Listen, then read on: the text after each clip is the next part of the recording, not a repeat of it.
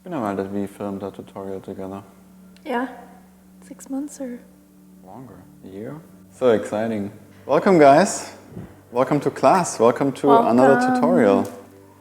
We're teaching together today and we will explain and break down crow pose, kakasana and crane pose, bakasana. It's usually one of the first arm balances you learn on your yoga journey and that is offered in class the most is crow pose, which is called kakasana in Sanskrit. But there's a lot of misalignment, some confusion even, arms straight, arms bent, where do the knees go? We will break all of that down for you today so that you can practice safely at home and integrate those two arm balances into your practice. Before we begin with any arm balancing, we always recommend that you first do a wrist warm-up. You can check the description below. We have a link to a video that's just for wrist health, so please make sure that your wrists are warmed up before we start flying. In addition to the wrist warm-up, we also recommend that you check out 2 foundational tutorial videos that we already made, which is plank and chaturanga. So the breakdown of those videos really explains a lot more about what you should be engaging, how the bone stacking works with your arms, what you're actually doing in the shoulders. So please take a step back if you haven't watched those 2 foundational poses before and start with that. And then once you finish those videos and you understand more of the mechanics, then you can head back on over to here to check out these arm balances. Again, the link to wrist health, plank and chaturanga are all in the description below, so it's easy to access, and we'll see you back here shortly. Great job watching those videos. Maybe you already watched them in the past, so you didn't have to click away from this video. Either way, you're here and you now understand the foundation and mechanics of chaturanga and plank pose, which will be used and required for crow pose, especially chaturanga for that one, and plank pose for crane, which is the straight arm variation. If you find our videos useful and you still have not subscribed yet, we make this very easy for you. Just click this triangle in the corner here, subscribe, like this video. That really helps us out to produce more content for free for you and also fulfill your requests on upcoming videos, tutorials, content that you would like to see. Thank you so much for doing that, and let's jump into the breakdown, crow and crane pose. Great that you're watching this tutorial too and you're investing your time into actually doing the drills and practicing this, because if you really want to learn arm balances, the time to learn it is not during a live yoga class or during a yoga flow. This is really the tutorials you should be watching and you should be drilling in order to get the movement and the mechanics down. And then when it's time in class, and we in our classes will announce, all right, option to take crow pose here, and we only give a couple of cues, you already know you've been drilling and practicing, and then you can just float right into it. So if you've been frustrated that you haven't been able to get crow in the middle of a flow and you're annoyed that the instructor's not giving you more instruction, it's only because we have like 3 or 5 breaths to actually tell you what to do before we have to flow on to the next thing. So it's great that you're here, it's great that you're watching this tutorial, but what's even more important is that you practice the drills, even just 5-10 minutes a day, and over time you'll see your practice progress and you will soon be flying. Let's jump into the first progression. Yep. Which is such a cute crow pose, the very first way. That's how we both learned it too, is the very first one. Exactly. We will have you come into it. I'll come behind you. Okay. Great. So when you first start out, if you want to have a pillow underneath your head, you're totally welcome to do that. Or a couch cushion also works if you're worried about falling too far forward. But the first thing to mention, we always start from the ground up in any pose really, but in this, especially with the hands, the wrist placement and making sure again that the wrists are warmed up. So with the hands, you want the fingertips pointing forward towards the top of your mat. The wrist placement itself is pretty important. You don't want to have your hands completely out. You also don't want to have your hands completely in. There's sort of this happy balance that you'll find, but you have to know that everybody's wrists, the skeletal structure is also a little bit different. So if you're forcing it and you feel that there's a lot of pain in the wrist as you're doing it, then just modify a little bit, play around with it to make sure that the wrist placement feels good on your own wrists. So now where you're pressing mostly, as we mentioned in a lot of our classes, whenever your hands are making contact with the mat, is you're going to press down mostly with the base of your index finger and the base of your thumb.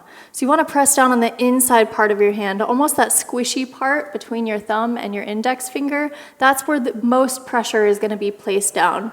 And then your fingertips, and where you want the least amount of pressure is going to be on the outside cartilage of the wrist. So you don't want to be dumping the weight into the corner of the wrist. It's just not even useful. That's just cartilage, and you're just going to have a lot more pain over time. What usually happens is that when you're new to this, the hands lift up like this, so you got this space underneath the index finger knuckle. So you're tenting those hands, as we call it, and then it puts a lot of pressure on the outside part of the wrist, like Bre just said, and that's really no good. So you want to avoid doing that, and it will take some time, just like everything when you're learning something new, to create this habit of always pushing down the inside part of your hand. It's important to not spread the fingers too wide, since the fingers are your brakes and they are helping you with your balance. That means when you're coming too far forward, you press into the fingertips, and that's pushing you back. Again, this takes time and practice to create this sense and this feeling of doing this, but you will lose the strength in the fingers if you spread the fingers too wide.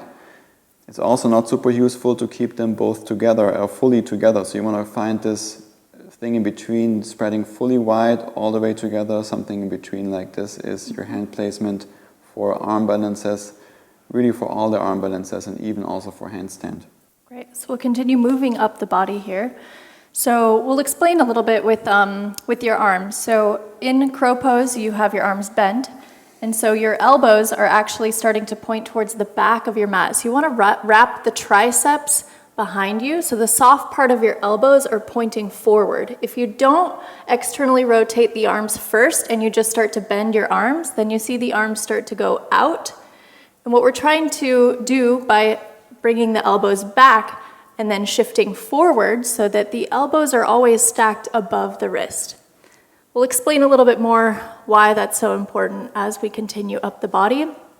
But just for now, know that you need to externally rotate the arms. Soft part of the elbows are pointing forward so that the elbows can come straight back. Yep, just like in chaturanga. This is why chaturanga is so important for this as a foundation. Elbows in and elbows over the hands. Continue moving up the arm into the shoulders. So very similarly to the same movement that we have when we're in high plank. With the shoulders, you want to be pushing the ground away so that you have the shoulder blades are, sort of coming off the back and wrapping around your back. So instead of pulling the shoulders in, like this, you see this is retracting the shoulder blades together. That doesn't help you float or get up higher. So what we want to do is we want to push the ground away as much as we can so we have that dome in the upper back. And that really helps us to take the weight off of the elbows. So it helps lift the knees up. And by pushing the ground away, it just creates a more stable foundation for your shoulder girdle so you can stay safe. This is a very detailed breakdown, but we're only planning on doing one tutorial here with crow and crane pose, and it's should cover everything you ever need to know about these poses to stay safe. Let's start with the very first crow pose variation. This is usually the absolutely first one you want to start with, and that we teach if you have no experience with arm balances, which is with the knees outside the arms, and you lean forward, you point the toes, and it looks like this. So the elbows are inside the knees. You use the fingertips as brakes. You hold it here, point the toes. The hips are lifted off the ground. To get into this, you find this placement here. To practice, you can sit the hips down, point the toes, bring the arms inside the knees. And that's going to be the shape that you want to be in for this very first variation. Now, taking this into the hands, you bring the palms down, find that finger placement, hand placement. The arms are inside the knees. And then you squeeze the legs into the arms to create the stable foundation. You find this lift with the core to keep the hips lifted high so that you're not just hanging out there and all the weight is pulling down. You're actually lifting up by using your core. You shift forward, you point one foot, lift that foot up. Try this first, feel the fingertips, feel the weight in the fingertips, set the foot back down. Other side, shift forward, point the right foot. Play with this here, feel it, set it back down, and perhaps with a pillow underneath your head or 2 pillows, if you're new to this or if you live with someone or practice with someone, have them spot you.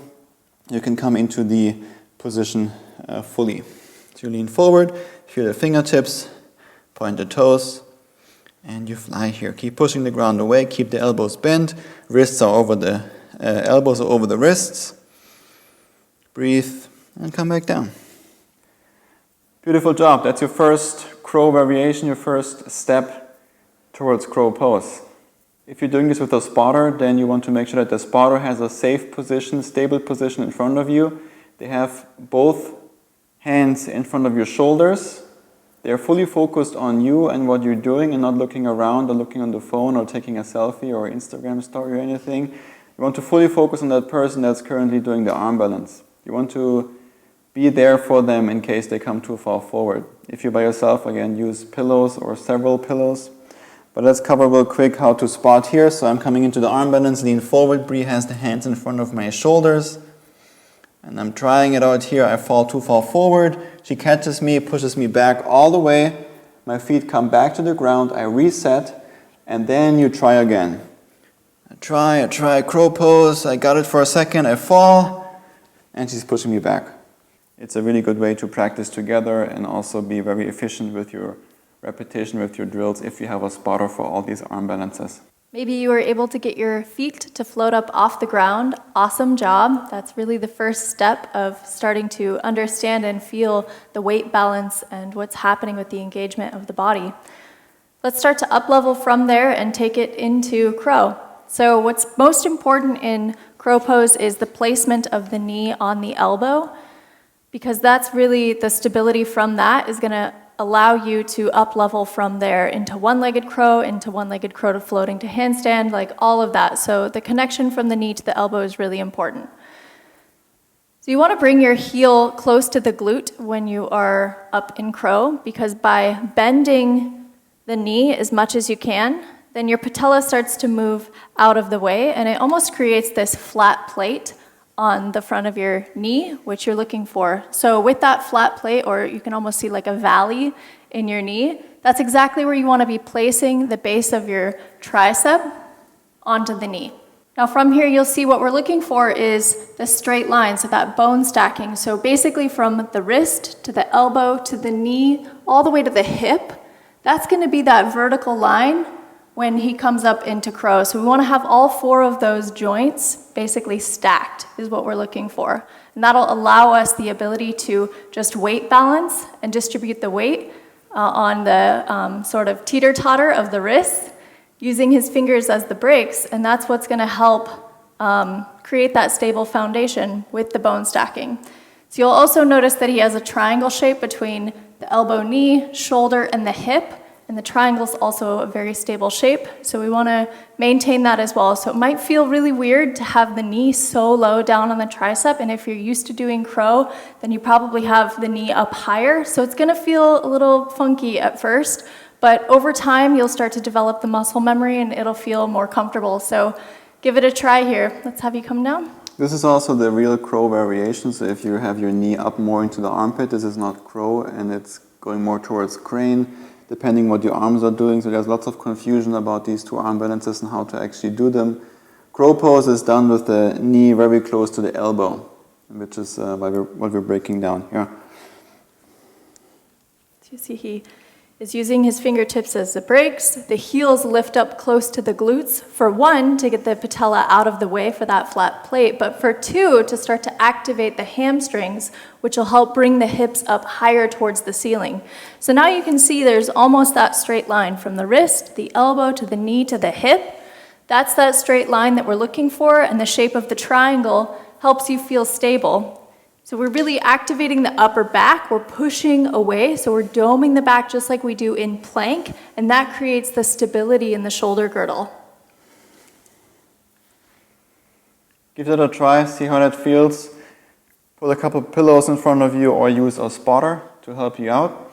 And know it takes time and practice to get into this and to get really comfortable with this arm balance. but you can do it, of course. Let's move towards crane pose, which is bakasana. There's a lot of confusion about crow pose, crane pose, knee placement, arms straight, arms bent. Crow pose is kakasana. It's the one with the arms bent, the knees close to the elbows. Now, an up level, I would say, from here, because it's a lot more on the wrists, is crane pose, bakasana, with your arms straight. So, same principles as in crow. You want to engage the core, keep the knees bent, the legs bent, point the toes. But now for this variation, your arms are straight. You still wrap the triceps in, hand placement, finger placement, all the same.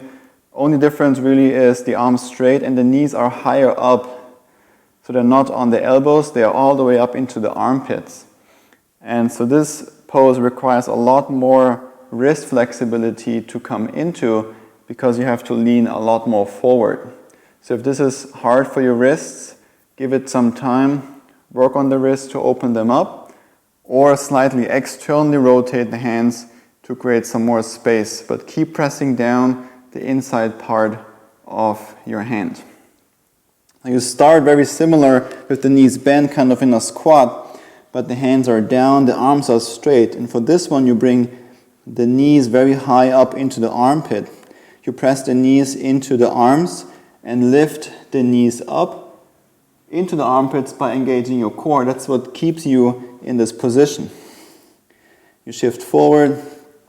The arms are fully straight, but externally rotate to wrap the triceps in. Point the toes, shift forward, point the other toes, and you balance here. And you come back down. So arms straight, elbows really high up into the armpits is what gives you this crane pose, bakasana. That's the main difference between crow and crane. We hope you found this useful. Keep practicing, keep putting in the work. Especially be mindful and careful with the wrists, so that once you develop wrist pain on the outside part of the wrists, it's not good. That's a sign that something is off with your hand and wrist placement and the weight distribution. If the pain is on the inside part of the hand, usually it's okay. It just means that your wrist is getting stronger. But if, of course, it's getting too much, then take some time off and keep observing it. But generally, it's a good thing to have the pain in the inside of the wrist and not good, and you want to avoid it and clean up your technique and your pose when it's on the outside part of the wrist.